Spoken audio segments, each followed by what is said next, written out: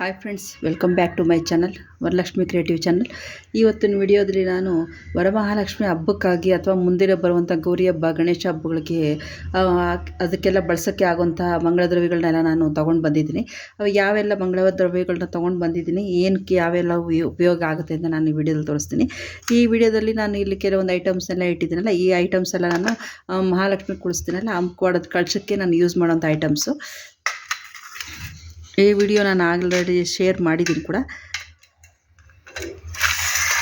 ಈಗ ನೆಕ್ಸ್ಟು ನೋಡಿ, ಈ ಥರ ಬಟ್ಟೆಗಳನ್ನ ನಾನು ಸಣ್ಣ ಸಣ್ಣ ವಿಗ್ರಹಗಳಿದೆಯಲ್ಲ, ಇದು ಗಂಡು ದೇವ್ರುಗಳಿಗೆ ಅಂತ ಕಚ್ಚೆ ಥರ ಹೊಲ್ಕೊಂಡಿದ್ದೀನಿ. ನಾನು ನೀಟಾಗಿ ಹೊಲಿದು ಗಂಡು ದೇವ್ರುಗಳಿಗೆಲ್ಲ ಹಾಕೋಂಥದ್ದು. ಇದು ಹೆಣ್ಣು ದೇವ್ರುಗಳಿಗೆ ಅಥವಾ ಕಳ್ಸಗಳಿಗೆ ಎಲ್ಲ ಯೂಸ್ ಮಾಡೋವಂಥದ್ದು. ಈ ಥರ ನಾನು ಬಟ್ಟೆಗಳಲ್ಲಿ, ರೇಷ್ಮೆ ಬಟ್ಟೆಗಳಲ್ಲಿ ಅಥವಾ ಬ್ಲೌಸ್ ಪೀಸ್ಗಳು ಸಿಗುತ್ತಲ್ಲ ಅದರಲ್ಲಿ ಇದು ಮಾಡೋದು. ಇದನ್ನು ವಿಗ್ರಹಗಳಿಗಾದರೆ ನೀಟಾಗಿ ಇದು ಬ್ಲೌಸ್ ಥರ ಇದನ್ನು ಮೇಲೆ ಕಟ್ಬಿಟ್ಟು ಇದನ್ನು ನೀಟಾಗಿ ಸೊಂಟ ಕಟ್ಬಿಟ್ಟೆ ಹಬ್ಬಗಳಲ್ಲಿ ನಾನು ಹಬ್ಬಗಳ ಟೈಮಲ್ಲಿ ಎಲ್ಲ ವಿಗ್ರಹಗಳಿಗೂ ಕೂಡ ಬಟ್ಟೆನ ಹಾಕ್ತೀನಿ. ಹಾಗಾಗಿ ನಾನು ಸಾಕಷ್ಟು ವಿಗ್ರಹಗಳಿಗೆ ಬಟ್ಟೆಗಳನ್ನ ಹೊಲ್ಕೊಂಡಿದ್ದೀನಿ. ಬರೀ ಚೊಂಬಿಗೆ ಕಟ್ತೀವಿ ಅಂತಂದರೆ ಈ ಥರ ಒಂದು ಚೊಂಬು ಇಟ್ಕೊಂಡು ಕಳಸ ಇಡೋದಕ್ಕೆ, ಕಳಸಕ್ಕೂ ಸಹ ಈ ಥರ ನೀಟಾಗಿ ಕಟ್ಬೋದು. ನಾನು ದೊಡ್ಡ ಕಳಸ ಚೊಂಬಿಗೆಲ್ಲ ಈ ಥರ ಕಟ್ತೀನಿ ನೋಡಿ. ಈ ಥರ ಕಟ್ಬಿಟ್ಟು ನೀವು ಈ ಥರ ನೀಟಾಗಿ ಇದು ಮಾಡ್ಬೋದು. ಚಿಕ್ಕ ದೇವ್ರುಗಳಿಗೆ, ಗಂಡು ದೇವ್ರುಗಳಿಗೆಲ್ಲನೂ ನಾನು ಯಾವ ಅದಕ್ಕೆ ತಕ್ಕಂಗೆ ನೋಡಿಕೊಂಡು ಕಚ್ಚೆಗಳನ್ನೆಲ್ಲ ಹೊಲ್ಕೊಂಡಿದ್ದೀನಿ. ನೋಡ್ತಾ ಇದ್ದೀರಲ್ಲ ಫ್ರೆಂಡ್ಸ್, ಯಾವ ಥರ ಹೊಲ್ದಿದ್ದೀನಿ ಅಂತ. ಇದು ಸಣ್ಣ ವಿಗ್ರಹಗಳಿಗೆ ಅಂತ ಚಿಕ್ಕ ವಿಗ್ರಹಗಳಿದೆಯಲ್ಲ ನನ್ನ ಹತ್ರ, ಆ ವಿಗ್ರಹಗಳಿಗೆ ಹಾಕೋದಕ್ಕೆ ಅಂತಲೇ ನಾನು ಹೊಲ್ದಿರೋಂಥ ಬಟ್ಟೆಗಳಿದು. ಇದನ್ನು ಸೀರೆ ಥರನೂ ಹೊಲ್ದಿದ್ದೀನಿ. ದೊಡ್ಡ ವಿಗ್ರಹಗಳಿಗೆ ಇದು ರೇಷ್ಮೆ ಬಟ್ಟೆಗಳಲ್ಲಿ ಅಂತ ಬಟ್ಟೆಗಳ ಬ್ಲೌಸ್ ಪೀಸ್ ಇರ್ತಾವಲ್ಲ, ಆ ಥರ ರೇಷ್ಮೆ ಬ್ಲೌಸ್ ಪೀಸ್ಗಳು ಇರ್ತಾವಲ್ಲ, ಆ ಥರದ್ರಲ್ಲಿ ನಾನು ಇದಕ್ಕೆ ವಿಗ್ರಹಗಳಿಗೆಲ್ಲ ಸೀರೆ ಥರನೂ ಹೊಲ್ದಿದ್ದೀನಿ ನೋಡಿ. ಹೊಲಿದು ಎಲ್ಲ ರೆಡಿ ಮಾಡಿ ಇಟ್ಕೊಂಡಿದ್ದೀನಿ. ಹಬ್ಬಕ್ಕೆ ತಕ್ಷಣ ಎಲ್ಲ ಹುಡ್ಕೋದಕ್ಕಾಗೋದಿಲ್ಲ, ಎಲ್ಲ ರೆಡಿ ಮಾಡಿ ಇಟ್ಕೊಂಡಿದ್ದೀನಿ. ಈಗ ನಾನು ಮಂಗಳದ ಏನೇನು ಐಟಮ್ ಎಲ್ಲ ತಂದಿಟ್ಟಿದ್ದೀನಿ ಅಂತ ನಾನು ತೋರಿಸ್ತೀನಿ, ಅಂಗಡಿಯಿಂದ ಏನೇನು ಪರ್ಚೇಸ್ ಮಾಡ್ಕೊಂಬಂದಿದ್ದೀನಿ ಅಂತ. ಈಗ ನಾನು ನನ್ನ ಹತ್ರ ಇರುವಂಥ ವಿಗ್ರಹಗಳಿಗೆಲ್ಲದಕ್ಕೂ ಕಣ್ಣು ಅಥವಾ ತಿಲಕದ ಥರ ಯೂಸ್ ಮಾಡ್ಬೋದು ಅಂತ ನಾನು ಇದೊಂದು ಪ್ಯಾಕೆಟ್ ತೊಗೊಂಬಂದಿದ್ದು. ಕೈ ಈ ಥರ ಕಣ್ಣುಗಳು ಇದಕ್ಕೆ ನಾವು ಗಮ್ಮಿಂದ ಸ್ಟಿಕ್ ಮಾಡಿ ಅಂಟಿಸೋವಂಥದ್ದು. ಹಾಗಾಗಿ ಇದೊಂದು ಪ್ಯಾಕೆಟ್ ತೊಗೊಂಡು ಬಂದಿದ್ದೀನಿ. ಇದು ದೇವ್ರಿಗೆ ಕತ್ತಿಗಾನ ಯೂಸ್ ಮಾಡ್ಬೋದು ಅಥವಾ ಕಿರೀಟದ ಥರ ಆರ್ಚ್ ಥರ ಅದು ಯೂಸ್ ಮಾಡ್ಬೋದು. ಅದಕ್ಕೋಸ್ಕರ ತಂದು ಇದೆಲ್ಲನೂ ಗಮ್ಮಲ್ಲಿ ಅಂಟಿಸೋವಂಥದ್ದು. ನಿಮ್ಗೆ ಬೇಕೆಂದರೆ ಆ ಕಡೆ ಈ ಕಡೆ ಹೋಲ್ ಕೊಟ್ಟಿರ್ತಾರೆ, ದಾರ ಅಥವಾ ಕರಿಮಣಿ ಸೇರಿಸಿ ನಾವು ದೇವ್ರಿಗೆ ಮಣಿ ಸೇರಿಸಿ ಸಾರ ಥರ ಹಾಕ್ಬೋದು. ನಾನು ಇದನ್ನು ಗಮ್ಮಲ್ಲೇ ಸ್ಟಿಕ್ ಮಾಡ್ತೀನಿ. ಮತ್ತು ಒಂದು ಲಕ್ಷ್ಮೀ ವಿಗ್ರಹಕ್ಕೆ ಈ ಸಲ ಒಂದು ಚಿಕ್ಕದೊಂದು ಕಿರೀಟ ಥರ ತೊಗೊಂಡು ಬಂದಿದ್ದೀನಿ. ವಿಗ್ರಹದ ಮೇಲೆ ಫುಲ್ ಮೇಲೆ ಇದನ್ನು ಗಮ್ಮಲ್ಲಿ ನಾನು ಸ್ಟಿಕ್ ಆನ್ ಗಮ್ ಅಂತ ಬರುತ್ತೆ, ಅದು ತೋರಿಸ್ತೀನಿ ಐಟಮಲ್ಲಿ ತಂದಿದ್ದೀನಿ. ಅದನ್ನು ಗಮ್ಮಲ್ಲಿ ಅಂಟಿಸೋವಂಥದ್ದು ಕಾಣಿಸಿದೆ ಫ್ರೆಂಡ್ಸ್. ಇದು ತುಂಬ ಚೆನ್ನಾಗಿದೆ. ಇದು ಒಂದು ಪೀಸ್ ಬಂದು ನನಗೆ 120 ರೂಪಾಯಿ ತೊಗೊಂಡ್ರಿ ಇಲ್ಲಿ ತೊಗೊಂಡು ಬಂದಿದ್ದೀನಿ. ಈ ವಿಗ್ರಹಕ್ಕೆ ಹಾಕಿದ ನಾನು ಯಾವಾಗೂ ಯೂಸ್ ಮಾಡಲ್ಲ, ಯಾಕೆಂದರೆ ಡೈಲಿ ಯೂಸ್ ಮಾಡಿದ್ರೆ ಧೂಳು ಕೂತ್ಕೊಂಡು ಇದಾಗುತ್ತೆ. ಇದು ಈ ವರ್ಷ ತಂದಿರೋದು, ಲಾಸ್ಟ್ ಇಯರ್ ತಂದಿರೋದು ಇನ್ನೂ ಚಿಕ್ಕದಿದೆ. ಈ ವರ್ಷ ಸ್ವಲ್ಪ ದೊಡ್ಡದು ತೊಗೊಂಡು ಬಂದಿದ್ದೀನಿ. ಇದು ನೋಡಿ, ಇದು ಕಲ್ಲುಗಳದ್ದು ತುಂಬ ಚೆನ್ನಾಗಿದೆ. ಈಗ ನೆಕ್ಸ್ಟ್ ನಾನು ಏನಂತ ತೊಗೊಂಬಂದಿದ್ದೀನಿ ಅಂದರೆ, ದೇವರಿಗೆ ಮುತ್ತಿನ ಆರತಿ ನಾವು ಮಾಡಬೇಕು ಅಂತಂದಾಗ ಇದನ್ನು ಯೂಸ್ ಮಾಡಿ ನಾವು ಆ ಪಂಚಾರತಿ ಮಾಡ್ತೀವಲ್ಲ, ಅದು ಪಂಚಾರತಿಯಲ್ಲಿ ಇದನ್ನು ಇಟ್ಟು ಮಂಗಳಾರತಿ ಮಾಡೋದು. ನಾನು 9 ಪೀಸ್ ತಂದಿಟ್ಟು 9 ಪೀಸ್ ಮುತ್ತು ತೊಗೊಂಬಂದಿದ್ದೆ. ಮುತ್ತಿನ ಆರತಿ ಅಂತ ಹೇಳ್ತೀವಲ್ಲ, ಈ ಮುತ್ತುಗಳನ್ನ ಆರತಿ ಇದರಲ್ಲಿ ಇಟ್ಬಿಟ್ಟು ನಾವು ಮಾಡೋದಕ್ಕೆ ಮುತ್ತಿನ ಆರತಿ. ಇದ್ರ ಬದಲು ದುಡ್ಡು ಅಥವಾ ಈ ಥರ ಕಾಯಿನ್ಸ್ ಇಟ್ಬಿಟ್ಟು ನಾವು ಮಾಡಿದ್ರೆ ಸುವರ್ಣ ಆರತಿ ಅಂತ ಆಗೋದು. ದುಡ್ಡು ಇಟ್ಬಿಟ್ಟು ಅದಾಗ ಕಾಸು ಇಟ್ಬಿಟ್ಟು ಮಾಡಿದ್ರೆ ಸುವರ್ಣ ಆರತಿ. ನಾನು ಮುತ್ತು ಆರತಿ ಕೂಡ ಮಾಡ್ತೀನಿ, ಸುವರ್ಣ ಆರತಿ ಮಾಡ್ತೀನಿ. ಶುಕ್ರವಾರ, ಮಂಗಳವಾರ ಆ ಥರ ಪೂಜೆಗಳು ಹಬ್ಬಗಳ ಟೈಮ್ಗಳಲ್ಲಿ ಮಾಡಿದಾಗ ಮುತ್ತಿನ ಆರತಿ ಸಹ ಮಾಡ್ತೀವಿ. ಪಂಚಾರತಿಯಲ್ಲಿ ಸ್ವಲ್ಪ ಗ್ಯಾಪ್ ಇರ್ತದೆ ಸೆಂಟ್ರಲ್ಲಿ, ಅಲ್ಲಿ ಇಟ್ಬಿಟ್ಟು ಪೂಜೆ ಆರತಿ ಮಾಡೋಂಥದ್ದು. ಆಮೇಲೆ ನಾನು ಗಂಗಾಜಲ ತೊಗೊಂಬಂದಿದ್ದೀನಿ. ಹಬ್ಬಗಳ ಟೈಮಲ್ಲಿ ಎಲ್ಲ ದೇವ್ರುಗಳಿಗೆ ಅಭಿಷೇಕ ಮಾಡಬೇಕಲ್ಲ, ಚಿಕ್ಕ ವಿಗ್ರಹಗಳಿಗೆಲ್ಲ ನಾವು ಗಣೇಶ ಹಬ್ಬದ ದಿವಸ ಗಣೇಶನಿಗೆ, ಲಕ್ಷ್ಮೀ ಹಬ್ಬದ ದಿವಸ ಲಕ್ಷ್ಮಿಗೆಲ್ಲ ಅಭಿಷೇಕ ಮಾಡ್ತೀವಿ. ಅದಕ್ಕೆ ಗಂಗಾಜಲ ತೊಗೊಂಡು ಬಂದಿದ್ದೀನಿ. ಮತ್ತು ಇದು ವಿಗ್ರಹಗಳಿಗೆಲ್ಲ ಹಚ್ಚೋಕ್ಕೆ ಅಂತ ಯೂಸ್ ಮಾಡೋಂಥದ್ದು ಅಷ್ಟಗಂಧ. ಈ ಅಷ್ಟಗಂಧ ಅಂತ ಇದೆ ಹೆಸರು. ಇದನ್ನು ನಾನು ತೊಗೊಂಡು ಬಂದಿದ್ದೀನಿ. ಇದು ಬಾಟ್ಲಲ್ಲೂ ಸಿಗುತ್ತೆ, ಈ ಥರ ರಿಫಿಲಲ್ಲೂ ಸಿಗುತ್ತೆ.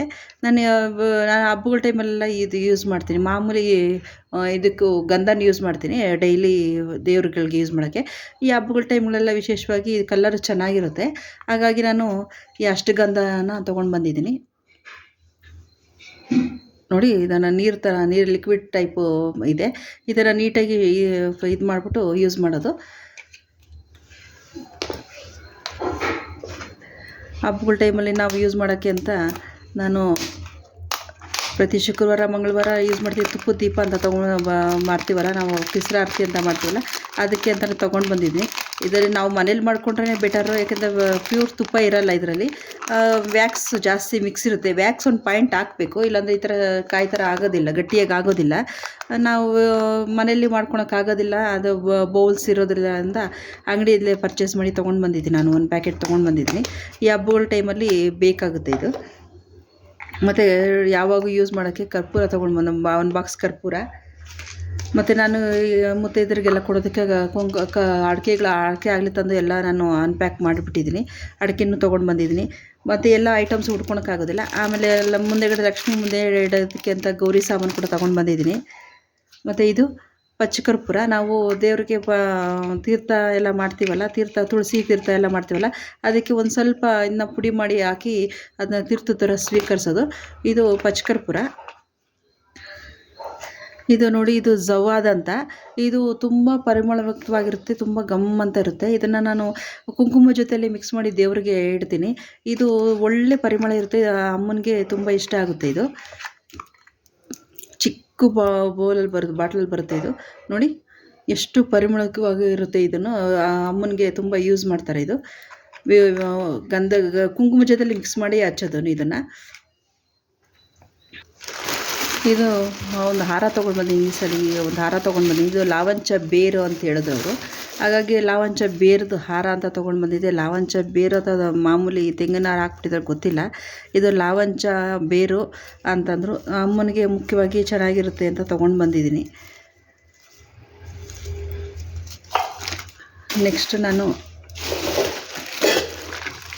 ಕೆಲವೊಂದು ಐಟಮ್ಸ್ ಎಲ್ಲ ತೊಗೊಂಡು ಬಂದಿದ್ದೀನಿ, ತೋರಿಸ್ತೀನಿ. ಇದು ಬತ್ತಿ. ಏಕೆಂದರೆ ನಾವು ಪ್ರತಿ ಸರಿ ಒಂದೊಂದು ಐಟಮ್ಗೂ ಅಂಗಡಿಗಳಿಗೆ ಹೋಗಿ ಪರ್ಚೇಸ್ ಮಾಡ್ಕೊಂಬರೋಕ್ಕಾಗಲ್ಲ. ಒಂದು ಸರಿ ನಾವು ಹೋದಾಗ ಗಂದಿಗೆ ಅಂಗಡಿಗೆ ಅಂತ ಹೋದಾಗ ನಮ್ಗೆ ಏನೇನು ಬೇಕೋ ಐಟಮ್ಸ್ ಎಲ್ಲ ನಾವು ಒಂದೇ ಸಾರಿ ಪರ್ಚೇಸ್ ಮಾಡಿಬಿಡ್ಬೇಕು. ಹಾಗಾಗಿ ನಾನು ಗುಂಡು ಬತ್ತಿಗಳು ಸಹ ತೊಗೊಂಡು ಬಂದಿದ್ದೀನಿ. ಪಂಚಾರತಿ ಮಾಡ್ತೀನಲ್ಲ, ಅದಕ್ಕೆ ನಾನು ಈ ಬತ್ತಿಗಳು ಯೂಸ್ ಮಾಡ್ತೀನಿ. ಆಮೇಲೆ ದೀಪಕ್ಕೆ ಹಚ್ಚೋಕ್ಕೆ ಅಂತಲೇ ಇದು ಕುಂಕುಮ ತೊಗೊಂಡು ಬಂದಿದ್ದೀನಿ. ಡಾರ್ಕ್ ಮೆರೂನ್ ಕಲರ್ ಕುಂಕುಮ. ಮತ್ತು ನಾನು ದೇವ್ರಿಗೆ ವಿಗ್ರಹಕ್ಕೆ ಸರಿ ನಾನು ಎಲ್ಲ ಹಬ್ಬಗಳಿಗೂ ಸೇರಿ ಒಂದೇ ಸರಿ ಶಾಪಿಂಗ್ ಮಾಡಿ ತೊಗೊಂಡು ಬರೋದು. ಈ ಮಂಗಲಿ ಬೊಟ್ಟುಗಳು ತೊಗೊಂಡು ಬಂದಿದ್ದೀನಿ. ನಿಮಗೆ ಇಲ್ಲಿ ಕಾಣಿಸ್ತೈತಲ್ಲ, ಮಂಗಲ್ಯ ಬೊಟ್ಟುಗಳು. ಇದಕ್ಕೆ ನನ್ನ ಹತ್ರ ಕರಿಮಣಿ ಇದೆ. ಕರಿಮಣಿ ಮತ್ತು ಹವಳನೂ ಇದೆ ನನ್ನ ಹತ್ರ. ಇದನ್ನೆಲ್ಲ ಸೇರಿಸಿ ನಾನು ಸರ ಥರ ಮಾಡಿ ಅಮ್ಮನವ್ರಿಗೆ ಅಲಂಕಾರಕ್ಕೆ ಯೂಸ್ ಮಾಡ್ತೀನಿ. ಈ ಸಲ ನಾನು ದಸರಾದಲ್ಲಿ ನವದುರ್ಗೆಯರ್ದು ಅಲಂಕಾರ ಮಾಡಬೇಕು ಅಂದ್ಕೊಂಡೆ, ಸೆಟ್ ಇಡಬೇಕು ಅಂದ್ಕೊಂಡಿದ್ದೀನಿ.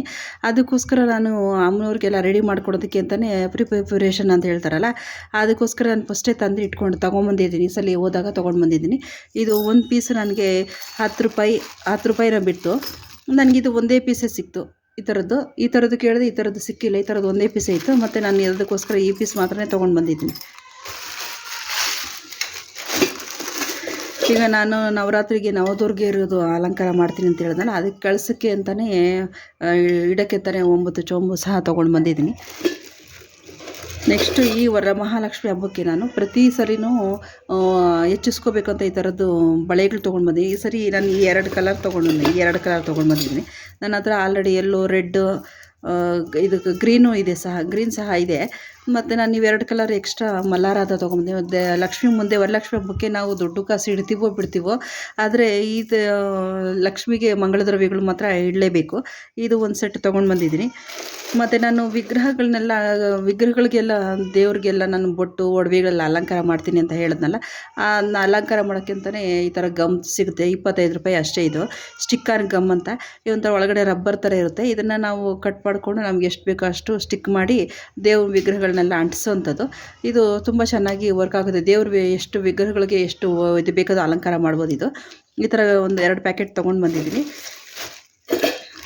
ನೆಕ್ಸ್ಟ್ ನಾನು ನವದುರ್ಗೆಯರ್ದು ಮುಖವಾಡ ನಾನು ಶಾರ್ಟಲ್ಲಿ ಶೇರ್ ಮಾಡಿದ್ದೆ. ಅದರಲ್ಲಿ ನನಗೆ ಯೆಲ್ಲೋ ಕಲರು ವಿಗ್ರಹ ಕಮ್ಮಿ ಇತ್ತು, 8 ಇತ್ತು. 9 ವಿಗ್ರಹ ನವದುರ್ಗೆಯರ್ದು 9 ಇರಲಿಲ್ಲ. ಹಾಗಾಗಿ ಇದು ಯೆಲ್ಲೋ ಕಲರ್ದು, ಇಷ್ಟು ಡಾರ್ಕ್ದು ಯೆಲ್ಲೋ ಕಲರ್ ಸಿಕ್ಕಿಲ್ಲ, ಲೈಟ್ ಯೆಲ್ಲೋ ಕಲರ್ದು. ಹಾಗಾಗಿ ನಾನು ಇದೊಂದು ವಿಗ್ರಹನ ನಾನು ಸಪ್ರೇಟಾಗಿ ತೊಗೊಂಡು ಬಂದಿರೋದು. ಅದು ಮೀಶೋದಲ್ಲಿ ಬುಕ್ ಮಾಡಿ ತೊಗೊಂಡಿದ್ದು ಅಷ್ಟು ನವದುರ್ಗೆಯರ್ದು. ಈಗ ಇದು ಒಂದು ಎಕ್ಸ್ಟ್ರಾ ನಾನು 9 ಬೇಕು ಅಂತ ನಾನು ಇದನ್ನು ಸಪ್ರೇಟಾಗಿ ತೊಗೊಂಡು ಬಂದಿದ್ದೀನಿ. ಆಮೇಲೆ ಇದಂತೂ ಮುಖ್ಯವಾಗಿ ಬೇಕೇ ಬೇಕು. ನಾನು ಈ ವಿಡಿಯೋದಲ್ಲಿ ನಿಮ್ಗೆ ತೋರಿಸ್ತೀನಿ ಏನೇನು ಇದು ಬೇಕು ಅಂತ. ಇದು ಲಕ್ಷ್ಮಿ ಗವೆಗಳು ಅಂತ. ಲಕ್ಷ್ಮಿಗೆ ಮುಖ್ಯವಾದಂಥ ಈ ಹಳದಿ ಥರ ಇರುತ್ತಲ್ಲ ಆ ಗವೆ ನೋಡಿ, ಈ ಥರ ಹಳದಿ ಕಲರ್ ಬರುತ್ತಲ್ಲ ಈ ಗವೆಗಳನ್ನ ನೀವು ಯೂಸ್ ಮಾಡಬೇಕು ದೇವ್ರಿಗೆ. ಇದನ್ನು ನಾನು ವರ್ಷ ತೊಗೊಳ್ತೀನಿ. ವರ್ಷ 9 ಇಲ್ಲ 11 ಆ ಥರ ತೊಗೊತೀನಿ. ನಿಮ್ಗೆ ಎಷ್ಟು ಅನುಕೂಲ ಇದೆ 108 ಅದು ಒಂದೇ ಸರಿ ತೊಗೋಬೋದು. ನಾನು 108 ಒಂದೇ ಸರಿ ತೊಗೊಂಡಿಲ್ಲ. ನೀವು ಅಷ್ಟೋತ್ತರ ಎಲ್ಲ ಓದ್ತಿರಲ್ಲ ಅವಾಗ ಇದನ್ನ ಯೂಸ್ ಮಾಡ್ಬೋದು. ಆಮೇಲೆ ನಾನು ಗುಂಜಿ ತೊಗೊಂಡು ಬಂದಿದ್ದೀನಿ. ಇದು ಗುಂಜಿ ಅಂತ ಕರೀತಾರೆ, ಕೆಳಗಡೆ ಗುಲ್ಗಂಜಿ ಅಂತಾರಲ್ಲ ಅದೇ. ಇದು ಕೂಡ ಅಮ್ಮನವ್ರಿಗೆ ತುಂಬ ಮುಖ್ಯ.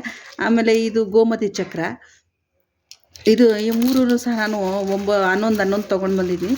ದೇವ್ರ ಮುಂದೆ ಒಂದು ತಟ್ಟೆಯಲ್ಲಿ ಇವೆಲ್ಲನೂ ಇಟ್ಟು ಅದ್ರ ಜೊತೆಯಲ್ಲಿ ಬಳೆ ಸಹ ಇಟ್ಟು ನಾನು ಅಮ್ಮನ ಮುಂದೆ ಇಡ್ತೀನಿ.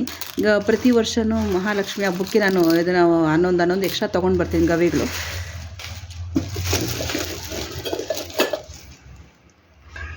ನೋಡಿದ್ರಲ್ಲ ಫ್ರೆಂಡ್ಸ್, ನಾನು ಯಾವ ಥರ ಎಲ್ಲ ಐಟಮ್ಸ್ ಎಲ್ಲ ತಂದು ಈ ಥರ ಯಾವ ಥರ ಹಬ್ಬಕ್ಕೆಲ್ಲ ರೆಡಿ ಮಾಡಿ ಇಟ್ಕೊಂಡಿದ್ದೀನಿ ಅಂತ.